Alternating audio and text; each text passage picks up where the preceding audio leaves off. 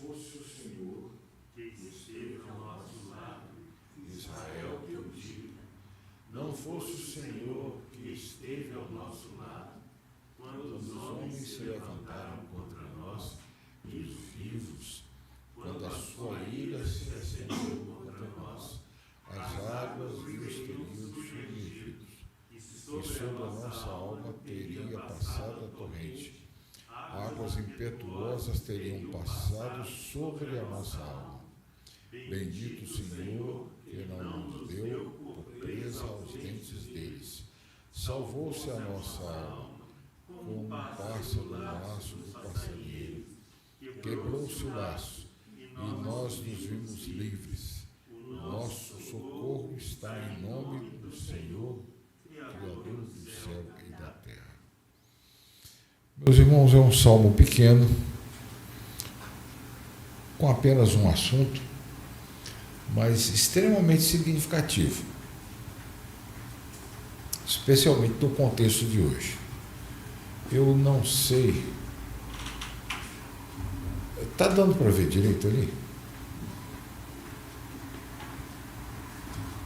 Eu não sei se os irmãos já pararam para pensar nesse assunto, mas ele veio à minha mente quando eu li as descrições daquelas barbaridades que fizeram em Israel. Jogar a criança, bebê no micro-ondas, cortar o pescoço da criança na frente dos pais. Mas é interessante que o Salmo está revelando, através de algumas figuras, se não me engano 3 figuras, crueldade semelhante. O povo daquele tempo, do tempo do Velho Testamento, não era menos cruel. Eles não tinham micro-ondas para jogar um bebê, mas era muito comum eles cortarem o ventre de mulheres grávidas. Isso era muito comum. Nós temos, pelo menos em 2 lugares da Bíblia, que eu não lembro agora os endereços, mas nós temos descrição disso, alusão a essa prática, matar todo mundo, mulheres e crianças, cortar o ventre das grávidas. Em Reis, nós temos a descrição de uma época em que Israel tinha sido dominado por um rei estrangeiro, e os poucos que tinham fugido, os poucos judeus que tinham fugido, mandaram um emissário para eles, para aceitar, eles ficariam como escravos. E o rei estrangeiro responde o seguinte: eu aceito com a condição, cada um arranque o seu olho direito, fure o seu olho direito.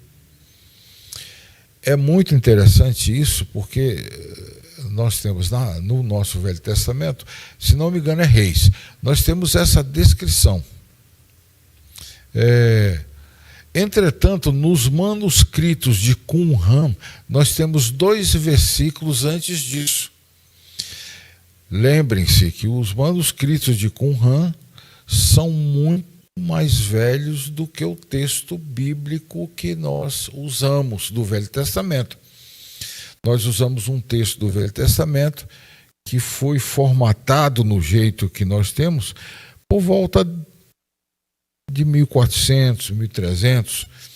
É o texto que foi entregue a Gutenberg para imprimir a Bíblia. Daí o nome texto Receptus, o que foi recebido. Mas ele foi formatado antes disso. Mas esse texto do Antigo Testamento, ele veio da Septuaginta? Não.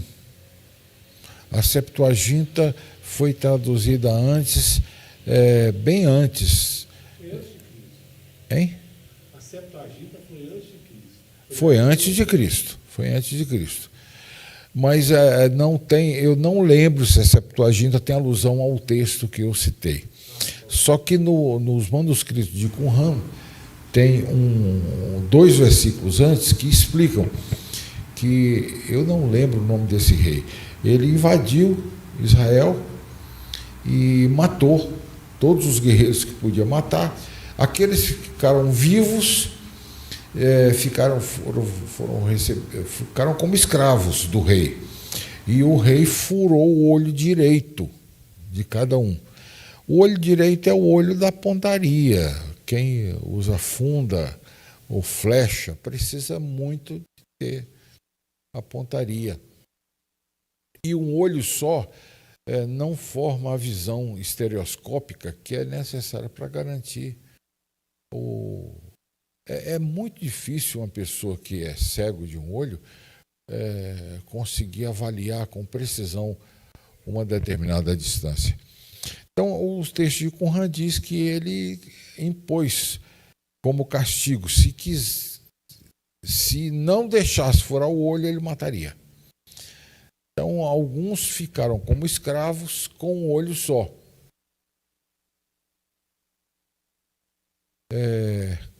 Ficaram como escravos com um olho só. E os que fugiram,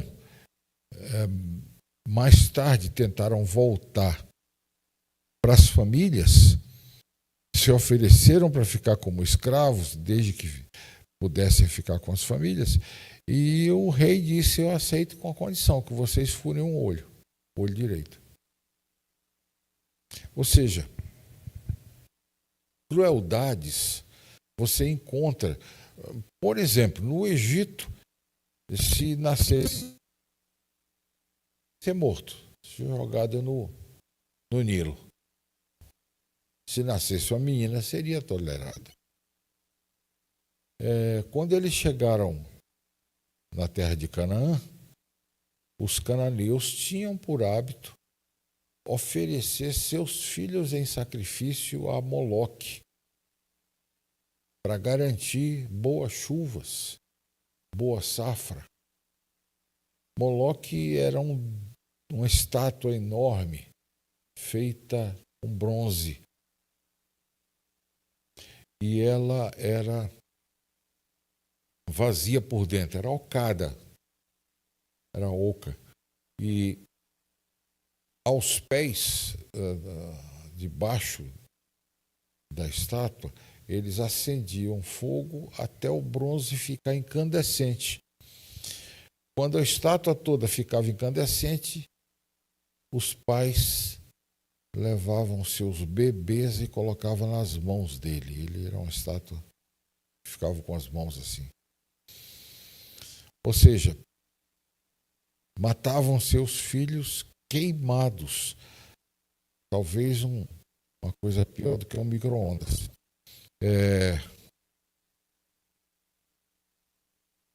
Matavam seus filhos queimados, e para cobrir o choro das crianças, os tambores eram tocados de forma bem alta. Ou seja, a crueldade não é privilégio de nossa era, não. A crueldade sempre esteve com o ser humano, com o homem sem Deus. E aqui ele vai descrever.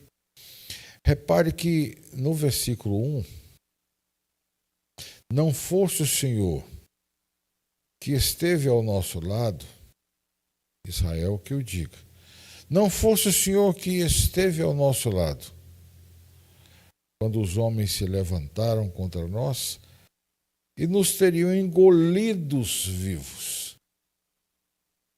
Meus irmãos, está certo que não tem jeito de engolir um homem vivo. Mas a força do engolir vivo é exatamente isso, é a prática da tortura enquanto a pessoa está viva. Quando sua ira se acendeu contra nós, as águas nos teriam submergido. Repare que, no primeiro lugar, ele fala de engolir. No segundo lugar, ele fala de submergir.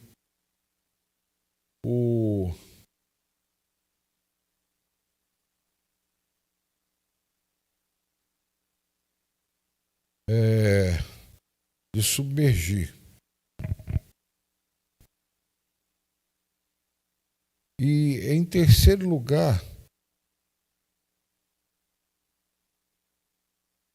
perdão, eu estou tentando pegar uma informação extra aqui, mas não, nossa rede não está, como diz o caipira, não está muito católica, não. As águas nos teriam submergidos e sobre a nossa alma teria passado a torrente. Repare, engolir, submergir, passar a torrente, águas impetuosas teriam passado sobre a nossa alma. Essas três indicações de sofrimento são indicações muito precisas.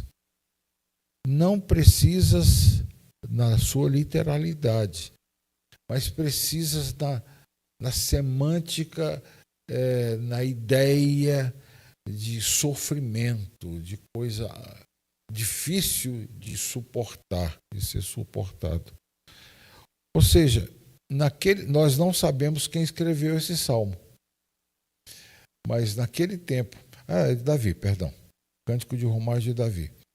Naquele tempo já havia essa ideia de crueldade, que hoje nós atestamos tão bem. Eu não vi nenhum dos filmes, mas eu sei que em alguns sites existe o filme de crianças sendo decapitadas.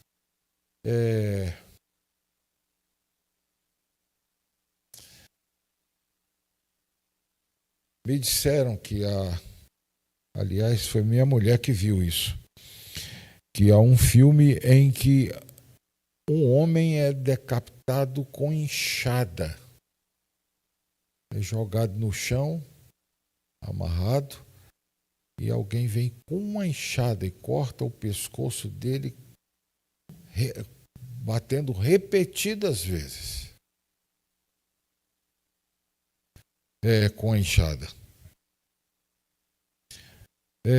E aí, no versículo 6, nós temos o salmo mudando. Repare, até o versículo 5, ele está agradecendo a Deus, porque Deus os protegeu dessa crueldade que é expresso através do engolido, submergido e torrente passado sobre a nossa alma.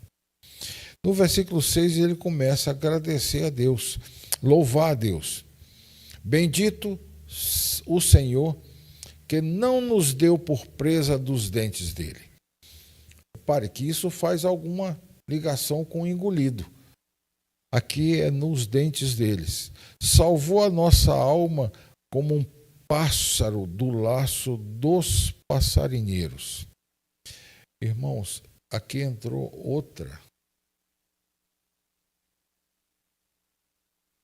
Eles já sabiam caçar passarinho, já havia armadilhas. Quando eu era pequeno, eu aprendi a fazer arapucas. Não sei se vocês conhecem o que é isso. Peguei muita rolinha em arapuca. Aquelas rolinhas marrons.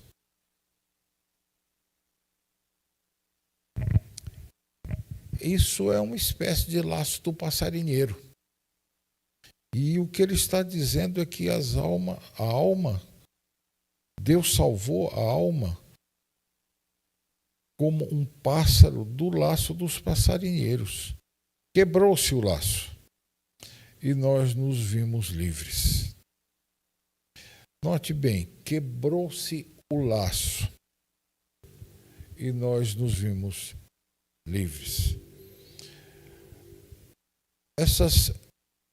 Mesmo quando ele está agradecendo a Deus, ele está recorrendo a uma figura que fala da crueldade dos inimigos. Que os inimigos eram tão cruéis como alguém que pega um pássaro, um passarinheiro que, através do laço, pega um pássaro.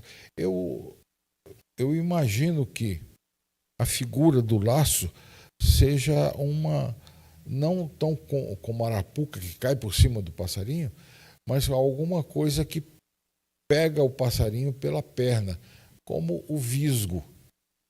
Só que é uma armadilha como se fosse um laço, que o passarinho se vê preso pela perna. E ele compara isso com a crueldade dos inimigos.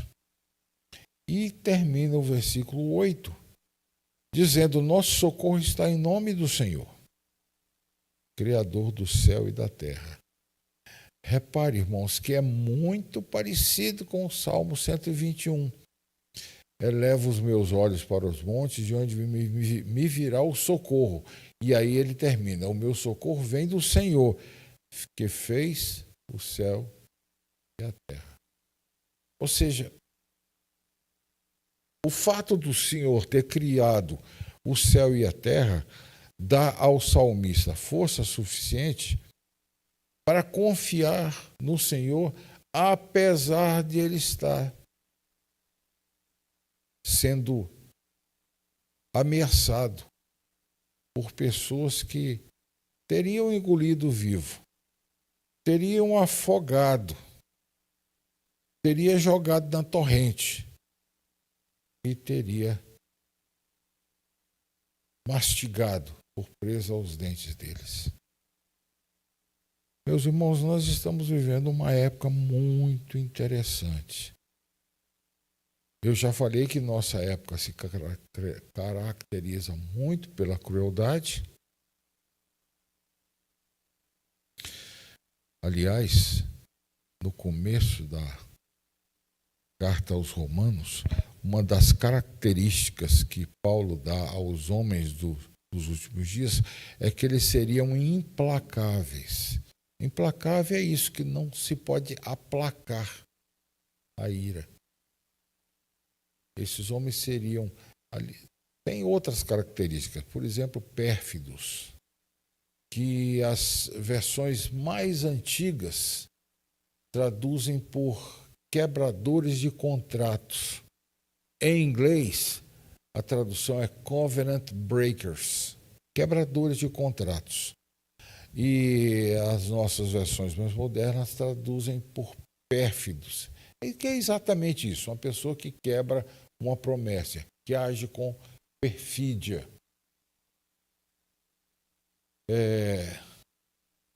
Mas nós temos visto em nossa época algumas coisas muito interessantes.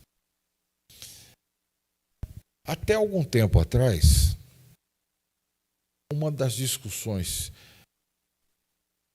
pelo menos quando eu era criança, que mais estava na igreja, e depois, quando chegou a computação, era como é que vai acontecer, como é que vai fazer para proibir as pessoas de comprar e vender, que é aquele sinal da besta, que colocado sobre uma pessoa, ela não vai nem conseguir comprar, nem conseguir vender. Surgiram muitas ideias sobre isso. Por exemplo,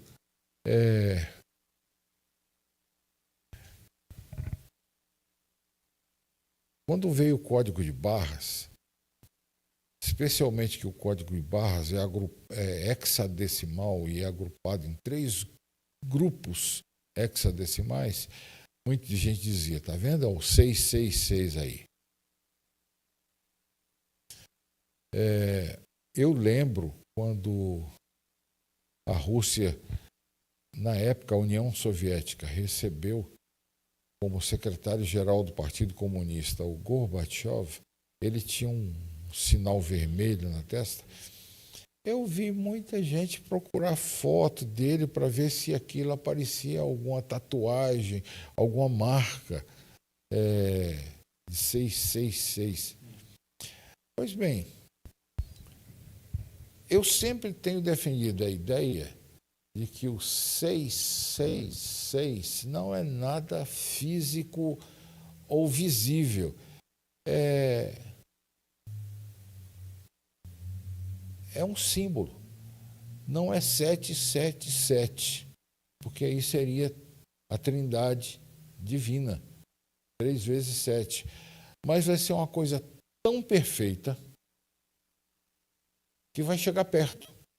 Vai ser 6, 6, 6. É o máximo que o homem conseguir. Hein? O homem foi criado no 6º dia. Então, muita gente... Aliás, o texto de Apocalipse diz que é número de homem. E 2 pernas, 2 braços, um tronco, a cabeça, 6. Pois é. Mas vocês repararam?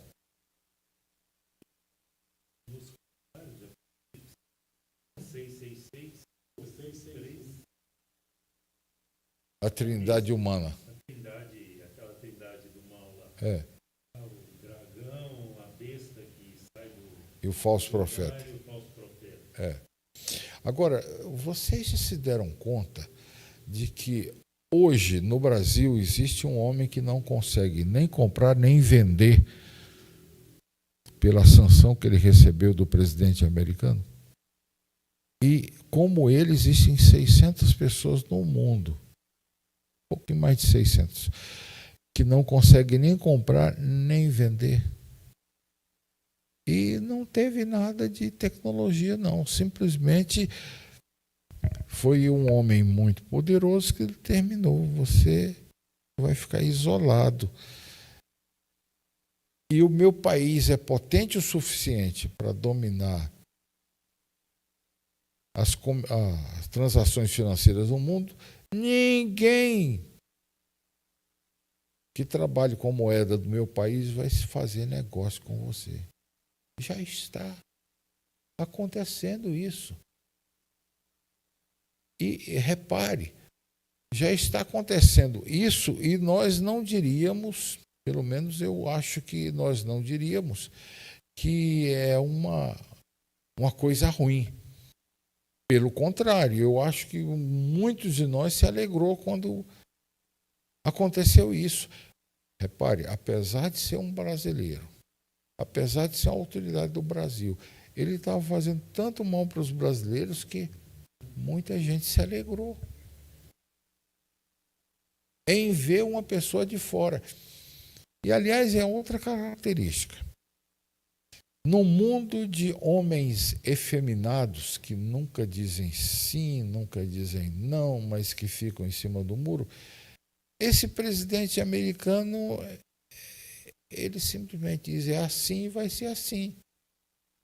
Em 6 meses conseguiu mudar a política do mundo inteiro, do planeta inteiro, a política comercial. O que é isso?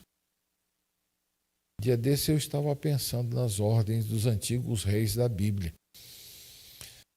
A descrição dos medos e persas que não se pode revogar.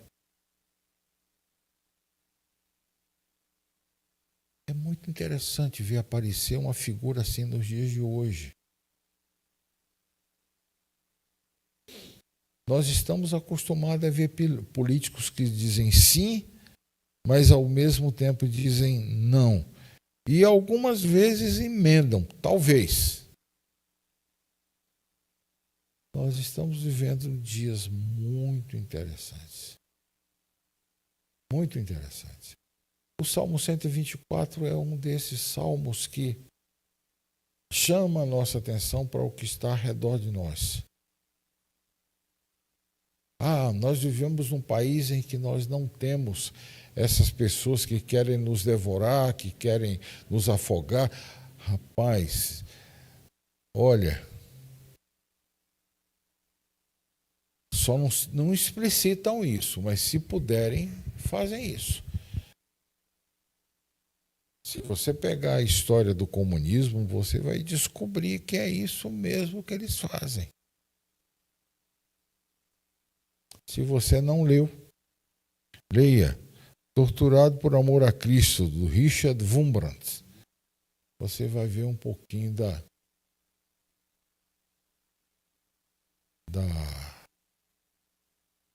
da crueldade.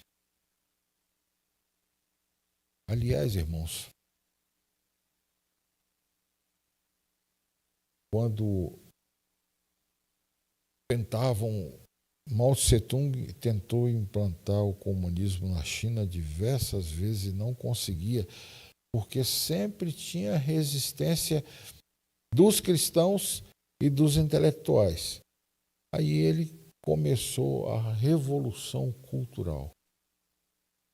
O que matou de gente, uma pessoa que sabia que tinha um pouquinho de cultura, era suficiente para ser morta.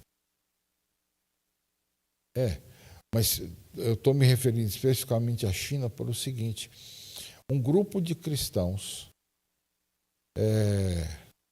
de diversas denominações se apegaram ao Chiang Kai-shek, que era inimigo do Mao Tse-tung. O Kai-shek também era cristão, né? Era. E eles foram para a ilha de Taiwan, em Formosa. E lá fizeram uma sociedade próspera. Só que essa sociedade está cada vez mais ameaçada. A China ainda não entrou, não tomou essa sociedade, porque se fizer isso, eles vão arranjar uma briga enorme, não apenas com os que estão lá, que estão armados até os dentes, mas com países amigos, e especialmente com o Japão, que está ali pertinho. Não porque o Japão goste muito deles, mas porque o Japão tem muito a perder se a China tomar aquilo lá.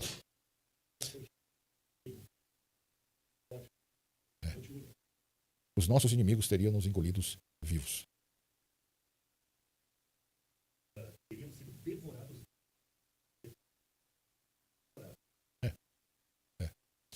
Alguma observação a mais? Vamos encerrar então com o Pai Nosso, todos juntos. Vamos ficar de pé, irmãos, e impetra a bênção depois.